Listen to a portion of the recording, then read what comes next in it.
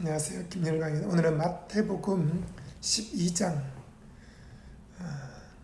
34절에서 내용으로 깨달음을 나누겠습니다. 독사의 자식들아, 너희는 악하니 어떻게 선한 말을 할 수 있느냐? 이는 마음에 가득한 것을 입으로 말함이라.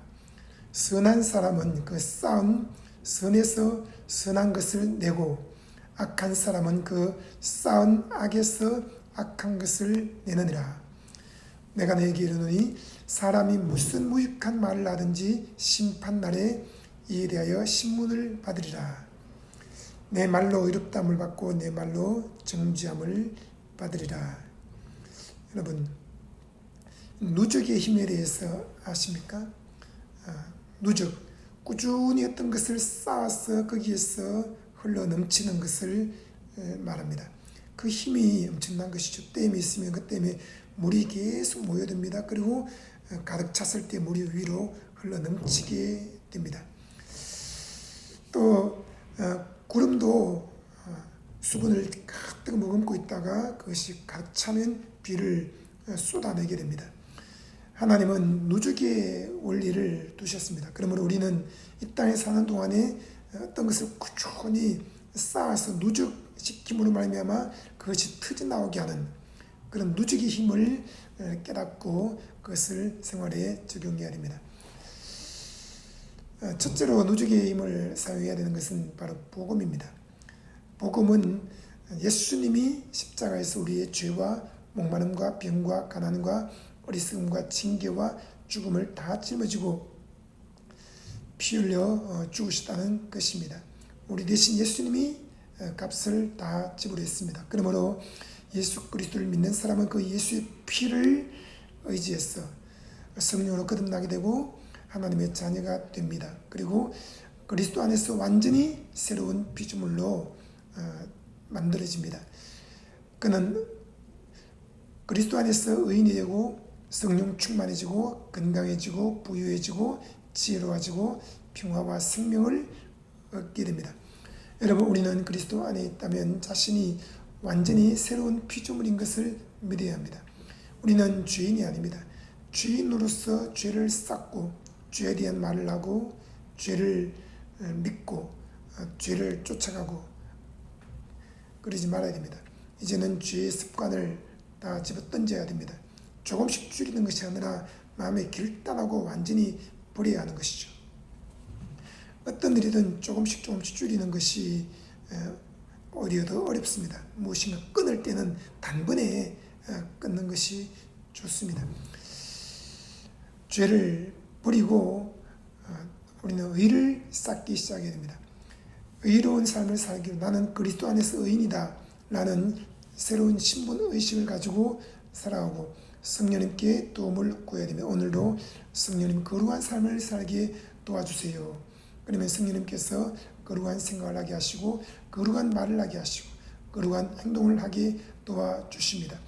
그리스도 안에서 의인으로 완전히 새로워진 상태에서 계속 의를 쌓아 나가야 합니다. 의를 쌓음으로 말미암아 의인이 되는 것은 아닙니다.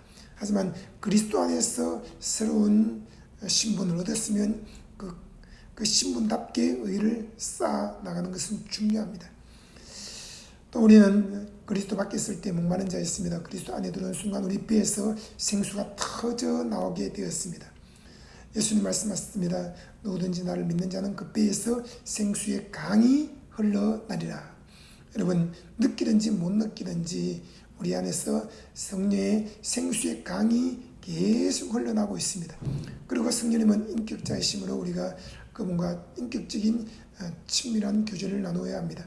아침에 눈을 뜨면 성령님 안녕하세요, 행복합니다, 사랑합니다, 감사합니다 라고 말씀드리고 성령님께 도움을 구해야 합니다. 성령님, 오늘도 거룩한 삶을 살도록 도와주세요, 인도해 주세요, 가르쳐 주세요, 코치해 주세요, 만져주세요, 도와주세요.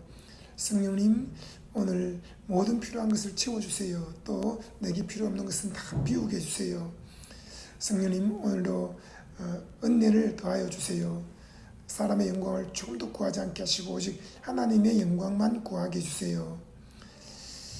오늘도 항복하게 해주세요. 눈을 들어 성령님의 임재하심을 믿음의 눈으로 보게 해주세요. 오늘도 성령님과 함께 춤추며 기뻐 뛰게 해주세요. 이런 식으로 성령님께 구체적인 도움을 구해야 합니다. 또 문제가 있습니까? 그러면 성령님 어떻게 할까요? 라고 말씀드리고 성령님의 세미한 음성에 귀를 기울여야 합니다. 성령님과 교제를 나누는 삶은 하루아침에 되는 것이 아닙니다.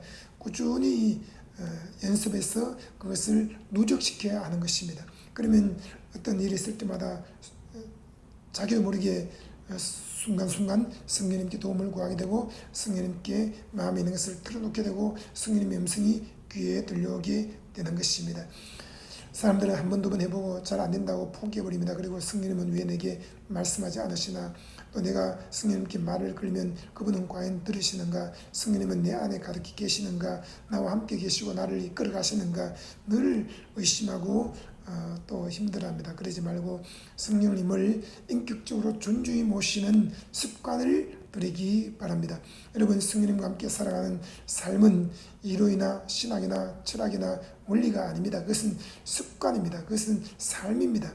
그러므로 우리는 성령님을 존중히 모시는 연습을 해야 됩니다. 성령님을 항상 내 앞에 존중히 모시고 성령님이 내 눈앞에 임재해 계시다는 것을 늘 인식하면서 믿음으로 성령님과 친밀한 교제를 나누어야 합니다.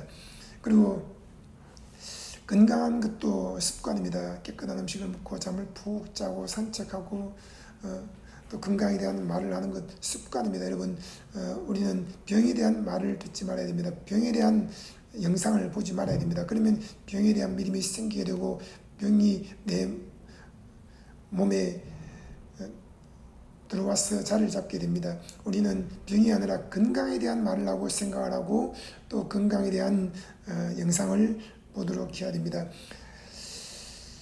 그리고 성경에서 말씀하는 곡식, 채소, 과일, 소고기, 양고기, 가금류, 생선 같은 그런 깨끗한 음식을 먹어야 합니다. 더러운 음식, 하나님이 먹지 말라고 한 부정한 음식들은 먹지 말아야 합니다. 또 화학 첨가물이 섞인 것들은 먹지 않는 것이 좋습니다. 최대한 줄이거나 먹지 않고 깨끗한 것을 먹을 때 우리 몸이 깨끗해지고 건강하게 오래 살 수 있습니다. 부모가 더러운 음식을 먹으면 자녀를 가했을 때 그것이 자녀에게 그대로 전염이 되는 것입니다. 그러므로 자녀들이 태어날 때 아토피가 아주 심하다든지 또는 요즘은 아기가 태어났는데 에이즈를 가지고 태어납니다. 왜 그렇습니까? 그 부모가 그런 병균을 가지고 있기 때문입니다. 여러분, 우리는 부모가 건강하게 깨끗한 음식을 먹고 자기 몸을 잘 관리해야 한다는 것을 꼭 기억해야 됩니다. 아무거나 먹어도 괜찮아, 나는 그렇게 빨리 죽지 않아, 그런 사람들이 길 가다가 벅벅 쓰러집니다. 여러분, 하나님이 먹지 말라고 한 더러운 것들은 먹지 말고 깨끗한 것을 먹도록 항상 습관을 들이십시오. 곡식, 현미 잡곡밥을 지어서 먹고 채소, 종류별로 다양한 채소들을 먹고 과일, 제철 과일을 많이 먹고 소고기, 양고기, 그리고 닭고기, 오리고기, 생선을 먹는 것이 건강에 도움이 됩니다. 하나님은 우리가 깨끗한 것을 먹으라고 천지를 창조하실 때부터 말씀하셨습니다. 이것은 먹어도 되고 이것은 먹지 마라. 내가 모든 것을 다 창조했는데 그것의 속성은 내가 잘 알고 있다. 의사나 과학자들이나 교수들이 아는 것이 아니다. 내 말에 귀를 기울이라. 여러분, 하나님이 창조하신 분입니다. 그분이 이것을 먹어라, 이것을 먹지 마라 말씀할 때는 이유가 있는 것입니다. 우리는 그것을 과학적으로, 식품영양학적으로 또 의학적으로 다 분석한다고 해서 알 수 있는 것이 아닙니다. 하나님의 말씀을 믿고 순종하는 것이 중요합니다. 잠도 푹 자고 염려와 근심을 집어 던지고 그리고 산책하고 기도하고 해서 우리가 건강한 몸을 잘 유지하는 습관을 들여야 합니다. 부유한 것도 습관입니다. 가난한 것도 습관입니다. 가난한 사람은 그 싼 가난에서 가난을 끄집어냅니다. 부유한 사람은 그 쌓은 부유에서 불을 끄집어냅니다. 빌립보서 4장 19절에 하나님은 부유하신 분이라고 말씀하고 있습니다. 나의 하나님이 그리스도 예수 안에서 영광 가운데 그 풍성한 대로 네 모든 쓸 것을 채우시리라 했는데, 그 풍성한 대로라는 말씀은 그분의 재산을 가지고 우리의 필요한 것들을 다 채우신다는 말씀입니다. 하나님의 재산이 얼마나 많습니까? 우주 만물이 다 하나님의 재산입니다. 하나님의 재산을 가지고 우리의 필요한 것을 채우시겠다고 하셨기 때문에 우리는 부유 믿음을 가져야 합니다. 나는 가난해, 나는 부유하게 살 수가 없어, 평생 돈을 벌어도 나는 가난을 벗어나지 못해, 나는 항상 모든 것이 부족하고 모자라, 그렇게 말하지 말고 나는 그리스도 안에서 부유한 사람이다. 예수님이 내 모든 가난을 다 짊어지셨으므로 나는 영원히 가난하지 않고 부유하게 산다. 이렇게 말하면서 모든 것이 풍요로워 하나님이 날마다 기적을 베풀어 주셔라고 믿고 말해야 하는 것입니다. 가난한 사람들은 항상 가난만 이야기합니다. 가난을 생각합니다. 가난을 믿습니다. 가난한 것을 바라봅니다. 가난한 친구들과만 사귀입니다. 가난을 합리화시킵니다. 가난에 대한 책을 읽습니다. 가난에 대한 강연을 듣습니다. 그러니 가난할 수밖에 없는 것입니다. 그 사람은 가난을 쌓은 것입니다. 거기에서 가난을 끄집어냅니다. 그러나 부유한 사람은 부를 쌓습니다. 어떻게 하면 부유해진지 지혜를 찾습니다. 하나님 말씀을 보면서 하나님께서 아브라함, 이삭, 야곱, 요셉, 모세, 다윗, 솔로몬에게 어떻게 부를 주셨는지, 그들이 어떻게 부유한 삶을 살게 되는지를 연구하고 깨닫고 그것을 공부합니다. 그것을 믿습니다. 하나님에 대한 긍정적인 믿음을 갖고 있습니다. 하나님이 우주 만물을 창조하셨고, 하나님이 들판에 수많은 짐승들이 뛰어다니게 하셨고, 바다에 물고기들이 헤엄치게 하셨고, 또 하늘에 새들이 날게 하셨어요. 하나님은 정말 부유하신 분이에요. 하나님은 모든 것을 풍성하게 창조하셔서 이것을 믿고 말하고 그것을 행동으로 옮기기 때문에 부유한 것입니다. 여러분, 성경은 말씀합니다. 예수님이 우리 모든 가난을 다 짊어지시고 십자가에서 뻘거벗긴 채로 죽으셨다. 그러므로 너희가 부유하게 사는 것은 하나님의 뜻이다라고 말합니다. 그러므로 가난을 쌓아서 가난을 끄집어내지 말고 부를 쌓아서 부를 끄집어내기 바랍니다. 여러분, 빚을 쌓지 말고 저축해서 부를 쌓기 바랍니다. 하나님은 우리에게 계속 필요한 것을 공급하고 계십니다. 그러면 하나님께 11조를 드리고 또 저축을 하고 또 꼭 필요한 것이 아니면 물건을 사지 말고 밖에서 밥을 자꾸 사 먹지 말고 집에서 집밥을 먹고 그러면서 재정을 잘 관리해야 합니다. 선한 사람은 그 쌓은 선에서 선한 것을 내고 악한 사람은 그 쌓은 악에서 악한 것을 내느니라. 여러분, 무엇을 쌓고 있습니까? 우리는 하나님의 선하심과 인자하심을 쌓아야 합니다. 하나님은 우리에게 의를 선물로 주셨습니다. 성령 충만을 선물로 주셨습니다. 건강을 선물로 주셨습니다. 부여를 선물로 주셨습니다. 이것을 주기 위해서 예수님이 십자가에서 값을 지불했습니다. 예수님 우리 대신 죄를 다 짊어지고 피 흘려 죽으셨습니다. 우리 대신 목마르셨습니다. 우리 대신 모든 죄를 다 짊어지고 채찍에 맞고 몸에 골이 파이고 살점이 뜯겨져 나왔습니다. 우리 대신 벌거벗긴 채로 가난을 짊어졌습니다. 그러므로 우리는 죄의 목마른 병 가난을 쌓지 말고 의, 성령 충만, 건강, 부유를 쌓아야 합니다. 또한 예수님이 우리 대신 머리에 가시밀로를 쓰고 또 수건에 덮인 채로 로마 군인들에게 주먹에 터지고 뺨을 맞고 발에 채고 침뱉음 당했습니다. 우리 대신 어리석음을 담당한 것입니다. 그러므로 그리스도 안에는 우리는 결코 어리석음을 쌓지 말아야 합니다. 여러분, 잠언과 전도서를 보십시오. 거기에 어리석은 사람은 어리석은 것을 계속 쌓는다고 말씀합니다. 지혜로운 사람은 지혜를 계속 쌓습니다. 우리는 그리스도 안에서 지혜로운 사람이 되었기 때문에 지혜를 쌓아야 하는 것입니다. 나는 바보야, 멍청한 놈이야, 난 돌대가리야, 나는 머리가 나빠, 그렇게 말하는 것은 예수 그리스도가 우리의 어리석음을 담당했다는 것을 짓밟고 무시하는 것이 됩니다. 우리는 그리스도 안에서 새로운 피조물이 되었습니다. 그리스도인은 그리스도와 연합했기 때문에 지혜로운 자가 되었고 하나님의 지혜가 가득한 사람이 되었습니다. 그러므로 그리스도 안에서 나는 천재야, 지혜로운 사람이야, 하나님의 지혜가 가득해, 나는 똑똑한 사람이야, 나는 기억력, 이해력, 집중력, 창의력이 수천 수만 배로 날로 증가되고 나이가 들수록 시간이 지날수록 더 지혜로워지고 있어. 이렇게 믿고 말해야 하는 것입니다. 나이가 70, 80, 90, 100살이 되어도 머리가 더 나빠지지 않습니다. 기억력이 더 나빠지지 않습니다. 더 지혜로워지고 더 머리가 좋아진다는 것을 믿어야 합니다. 나는 그리스도 안에서 천재야. 내가 원하는 것은 무엇인지 공부할 수 있어. 나는 어떤 언어든지 습득할 수 있어. 나는 입을 열면 하나님께서 주신 말씀들이 입에서 술술술 나와. 늘 여러분 지혜만 말하고 지혜만 입술로 선포하기 바랍니다.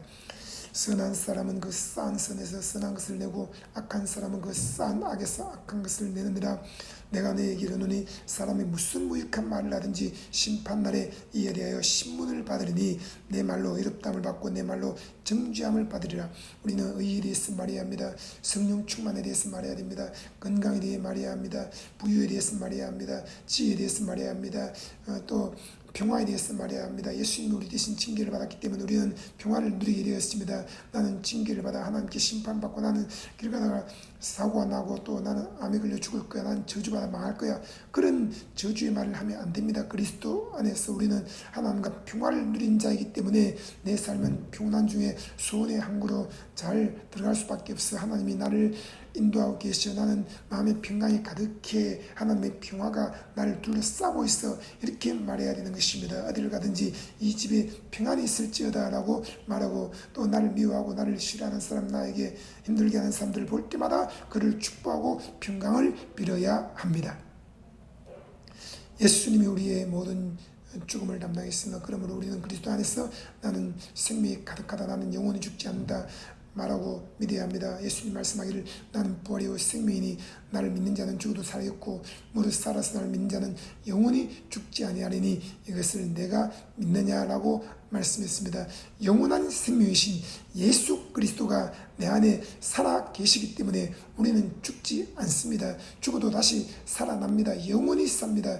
예수 그리스도 안에서 영원한 생명을 날마다 누리며 살고 있다고 말해야 할 것이며, 죽음 또는 살인, 자살 이런 단어나 생각들을 절대로 말하지 말아야 합니다. 여러분 그런 생각이 떠오르면 예수 이름으로 꾸짖어야 합니다. 예수 그리스도 이름으로 하노니 죽음, 자살, 살인 이런 단어들은 다 떠나가라. 이 죽음의 영들아, 더러운 귀신들아 떠나가라. 다시는 오지 말라. 이렇게 꾸짖어야 하는 것입니다. 그런 생각을 받아들이고 마음에 품고 있고 입으로 말하면 여러분 그 신의 인생을 지배하게 되는 것입니다. 우리는 생명이신 예수 그리스도를 모시고 있는 사람들입니다. 그러므로 나는 생명, 또 살린다, 축복한다, 나는 영원히 산다, 나는 오래오래 산다, 나는 생명이 가득하다, 이런 말을 하면서 믿음으로 살아야 하겠습니다. 여러분 누적의 힘을 믿으십시오.